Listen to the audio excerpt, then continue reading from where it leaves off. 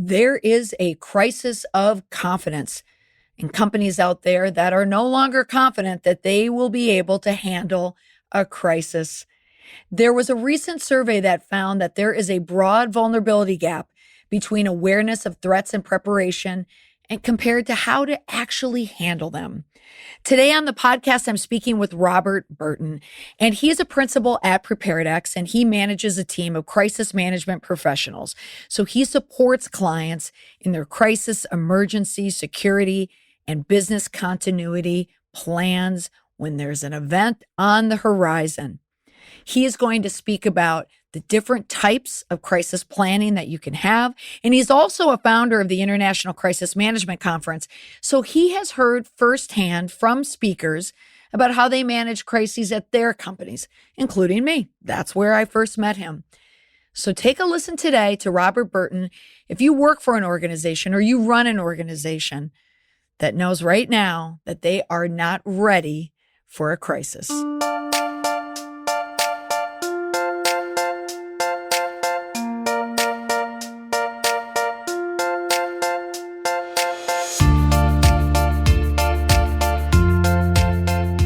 Hello, Rob. Thank you for joining me on the podcast today. Oh, thank you, Molly. It's great to hear from you again.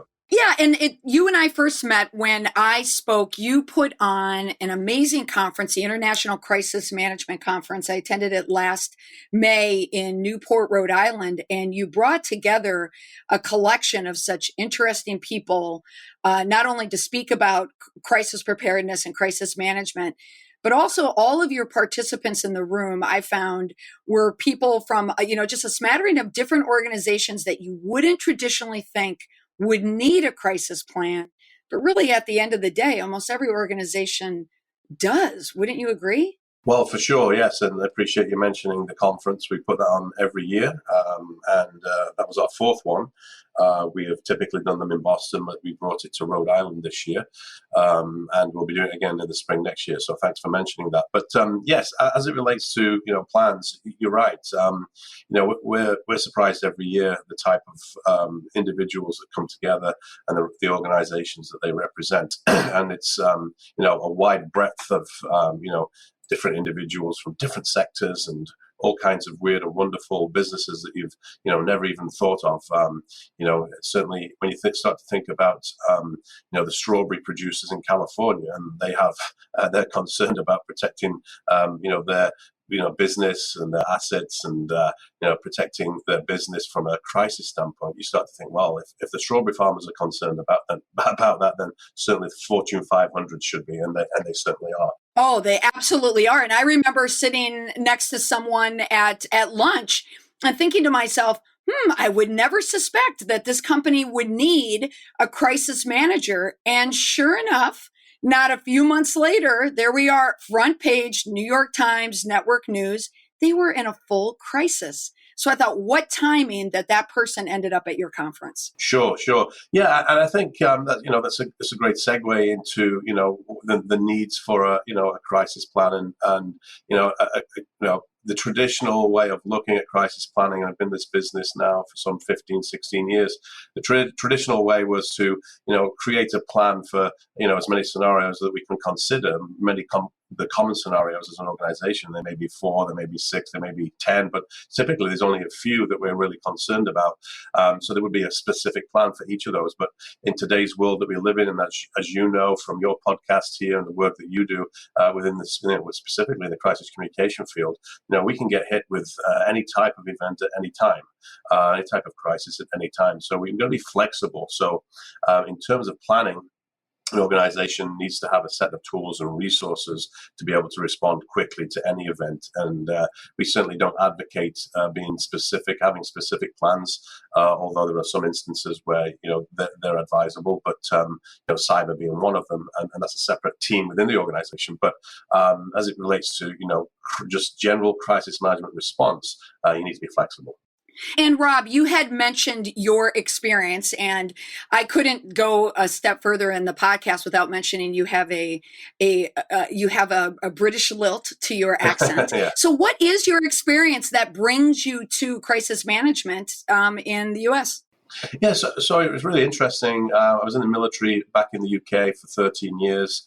My last 4 years was with Special Forces. And then I'd spent some time doing contracting work around the world, helping organizations face, various risks and doing the physical protection side of people and assets. And then I moved to the States some 17 years ago now, and really adapted those skills to helping organizations prepare for a myriad of events. So a lot of my experience from the military, a lot of the discipline, the operational experience, how we coordinate and communicate, the discipline around that, and really helping, the boardroom, helping the corporate crisis management team really become organized and keep that discipline. So bring a lot of those military type skills, but to a corporate focus within that environment. So that's kind of the 1,000-foot view from where I come from. Right. Now, when you say 17 years ago, was there a timestamp around 9/11 that brought you into this industry, or at least this country? Yeah, it's quite interesting you say that. Yeah, and there was some new rules. It was just right around just after 9/11 when I moved here, but shortly afterwards there was an international ship and port facility security code, which I know you're familiar with, the ISPS code. Mm-hmm. And so after I'd moved here, it was very shortly after, literally months after, we did a lot of work within the port space, helping ports and shipping companies prepare for the new, which was, brought on after 9/11, the new security rules within, or regulations within the space. And so we started to do a lot of work and helping ports and port facilities and shipping companies, even large private yachts as well, that had to adhere to these new regulations. And a big part of that as well was preparing the employees of the port, or the staff within the port, or on these ships, preparing them for various security scenarios. And so we did some exercises early on in that space. And through those exercises, and there was a lot of companies doing security at the time, different security services. There's a lot more to the regulation than just the drills and exercises. But we found we did that really well, and found there was a kind of a niche in not just in that space, but in other spaces as well, to kind of focus on just doing exercises as a core business. Now we do other things outside of that, but we found that there was a big gap where organizations were either not running them or they were not running them very well. Or I might even add that they're not quite clear what they need. So recently, I was approached by a company working with a company in the petroleum sector. Mm-hmm. And they came to me about a training, and they wanted me to do crisis management training, which was very specific. It wasn't until we got on the call that this client realized they needed a tabletop exercise. So they got lost in the language between what a workshop was and Right. a tabletop was. And it happened on the phone call. So of course I immediately think, well, I know someone that does a tabletop exercise. So I was thinking of you. But Rob, could you explain the different types of exercise? Because people think about crisis plans, they think of, oh, it's just a plan, what to do if something happens. But the exercises are quite different, and the resources that you provide. Could you explain them? I can, yes, and there are, you can certainly find a lot of information online.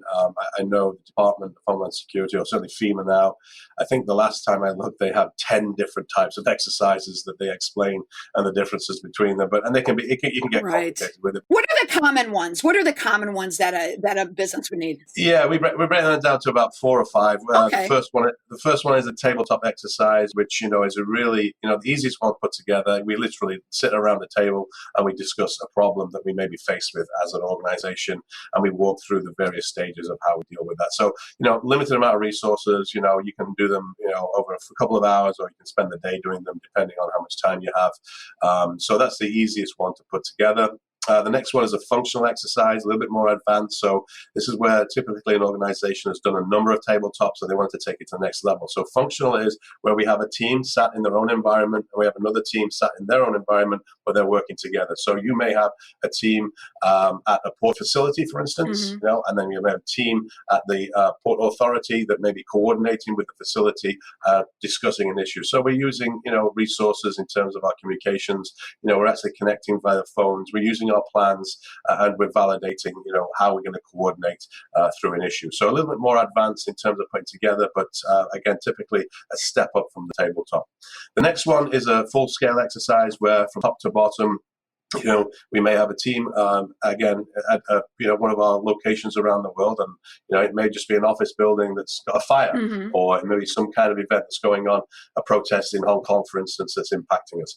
And so then that scales up. So how do we activate the next team? The next team may be a regional team in Singapore. We activate that team. That team comes together, and then back at headquarters in New York, for instance, we may have to activate the senior leadership team as the issue becomes larger in terms of the scenario. Mm-hmm. And so you've got all those teams activated, lines of communication going between the three different teams.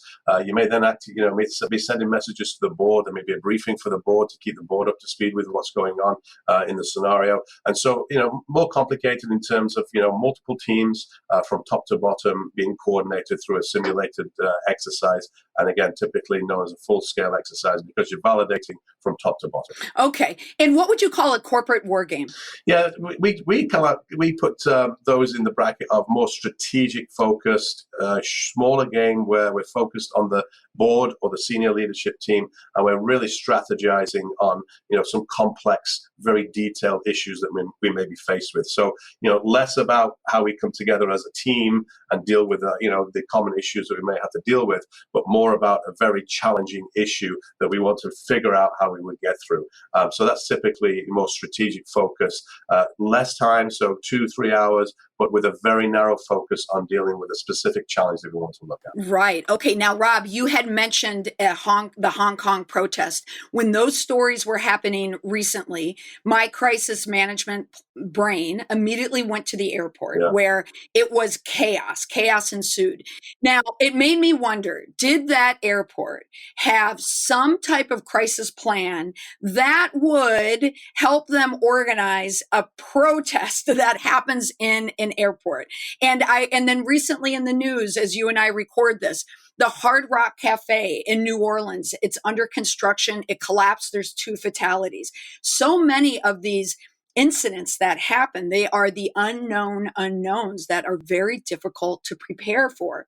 Do you allow room in these plans for the unknown unknowns? Yeah, I think that's what a plan should be. So I know we touched on, the plannings early on, but, the way we look at plans now is essentially a set of tools that allow the team to come together, activate the team, get themselves organized in those first few minutes, and really allow them to stay organized throughout the event. So, it's less about very specific to those scenarios, because even though that may be a scenario that the airport has looked at in Hong Kong, they may not have gone into that much detail. They probably have because they were concerned about it, but it may well be one of the scenarios that they've run. Now, will they have a 20-page document detailing what they would do in that event? Well, no, because I wouldn't imagine they would, because it could go in so many different ways in terms of how the protest unfolds, right? Mm-hmm. The collapse of a building, in Louisiana, it could go in so many different ways in terms of how the event eventually, unfolds. So I think it's, in this day and age, we're seeing more plans that are resources and tools that allow the team to come together and remain organized. And one of those tools, one of those assets within the team is a crisis coordinator that manages that and really allows the team to make decisions, to go off, collect information, come back and continue to work through the event throughout the life cycle of the emergency. So one of those tools is the master events list. So that is basically an overview of what's going on. It's the facts, what we know, and the decisions that were made throughout the event. So we're logging the time and date that these things happened, and it allows the team to really remain on track in terms of their focus. There are other tools as well, which I'm happy to go through, but essentially the plan in this day and age is less about a 100-page document, which will never get reviewed or will never get looked at during the event. Right. It's more about, okay, we can activate the team. Who's responsible for that? How do we bring that to first step? Get the team together. Okay, the team's together within minutes now, seconds even in some cases. Okay, what's the first step that we need to do now? Well, we need information. How do we do? So it's just really about those steps in those first moments, and then it's it's building situational awareness, maintaining situational awareness throughout again the life cycle of the crisis or the event. And you mentioned the crisis coordinator. It sounds as if the crisis coordinator, an essential role, is the one that can bring it all together so you can be organized to manage the crisis, correct? That's exactly it. It's somebody, and again, they don't have to be a crisis management expert at all. It's somebody who has general understanding about all areas of the organization. It's somebody that is organized themselves, right? So and I know in the past we've mentioned in our own podcasts and trainings that we've done that somebody, maybe with project management background, somebody who can, crack the whip and understands, has a bit of, leadership about them as well. So, but they understand how to bring the team together, remain organized, keep on track, and document various things as you go through the event. So yes, certainly an essential role that, and again, a backup as well. So we always think about the main role, but what if he or she is on a flight? Or the crisis coordinator is not there that day. So who's the backup that can step in and obviously be trained and ready to go as well? Because many of these roles within the crisis team, people think, well, I'm the lead and I'll always be there. Well, that's not the case. You need someone to be competent as a backup for your specific role. So having a plan, being organized, having a point person like a crisis coordinator or a similar role will give what it sounds like a leadership peace of mind. So do you have examples of where you have seen the transformation working with a company or an organization that did not have a plan? And then you worked with them, you gave them a plan, and then something happened and they went into that incident more prepared and have more peace of mind. Is there some transformation story that you could share? Sure, yeah, I'd be happy to do that. I won't go into specifics just because of NDAs with all our customers. I won't mention the industry. So it's a mining client of ours, and this was probably about 3 or 4 years ago. And they already had a plan. And again, most of these plans that we see are either kind of a skeleton plan or they're plans that have not been validated. And that's a big part of planning as well, is validating these plans. And so that's why the exercise, the simulation exercises that you conduct are essential to validating the plans. And it helps you, build on that plan. It helps you refine the plan. And sometimes plans are just, not looked at every year. And so they get outdated fairly quickly. So this one particular client, we had been there to do a tabletop exercise. And we had been in the room for about I think it was a 6-hour session, great exercise, following their procedures and protocols in terms of, how they coordinate. It was a drill where we had trap miners underground. We were working with the leadership above ground. And again, it was a tabletop, so it was just simulated. There was no trap miners underground, but it was just simulated that there were. And we had exactly where they were trapped underground, how many people they'd accounted for. And, we were walking through the drill. And this is a serious event for them. It's one of the events that they're really concerned about. Well, probably about 3, 4, 5 months later, I forget exactly what it was. This scenario actually happened, and they had a fire underground, and they followed the procedures underground. The miners went to the various locations and locked themselves down. They have about, I think it's 36 hours worth of air in these locations. So it's a big issue in terms of making sure that they can get them out in time. Well, above ground, there was less chaos. So the feedback we got, because of the drill that we conducted with leadership, they were organized. They came together. There was less, frantic running around like headless chickens, as I call it. And there was more discipline.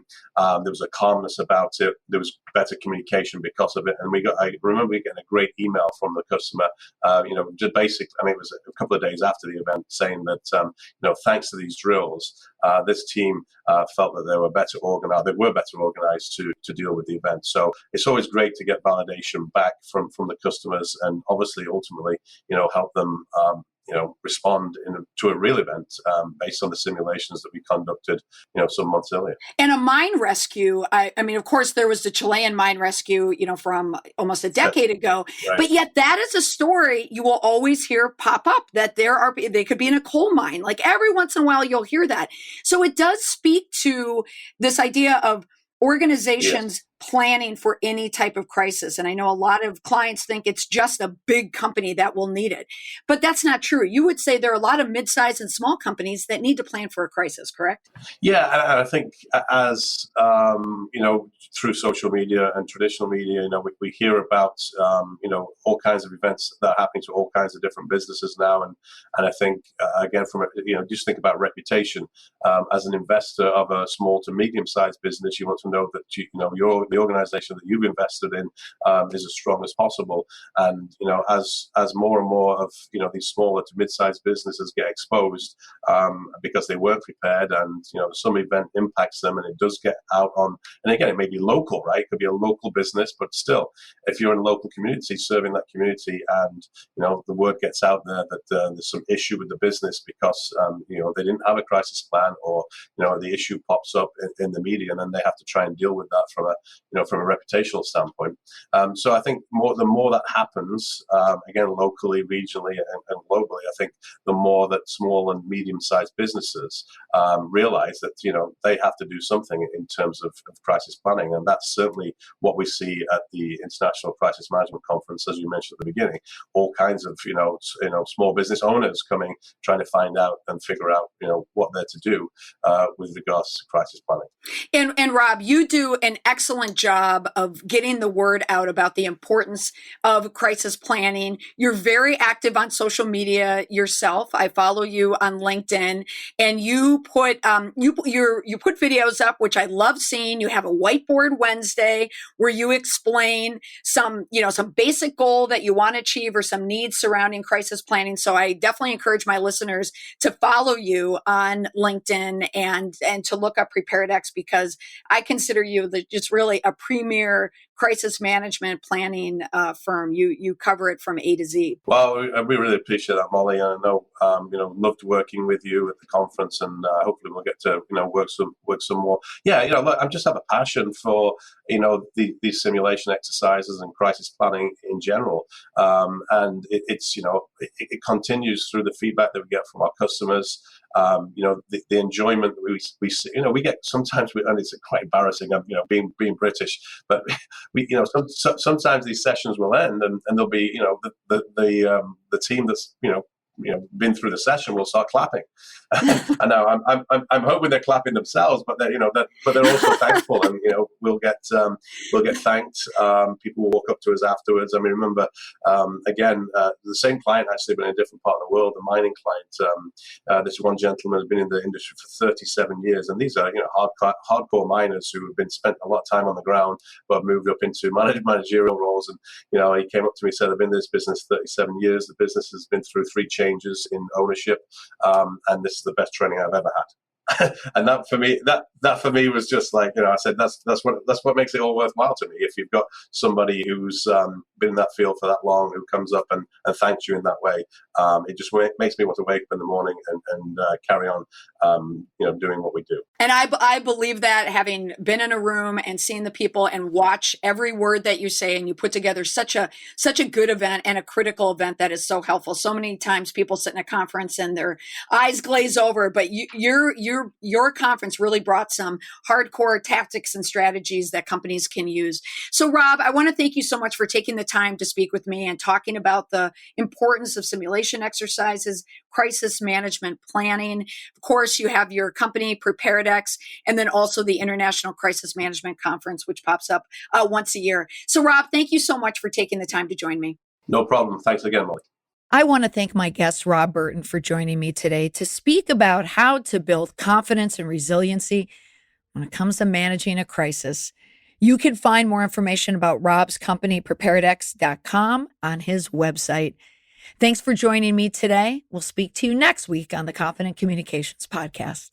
Bye for now.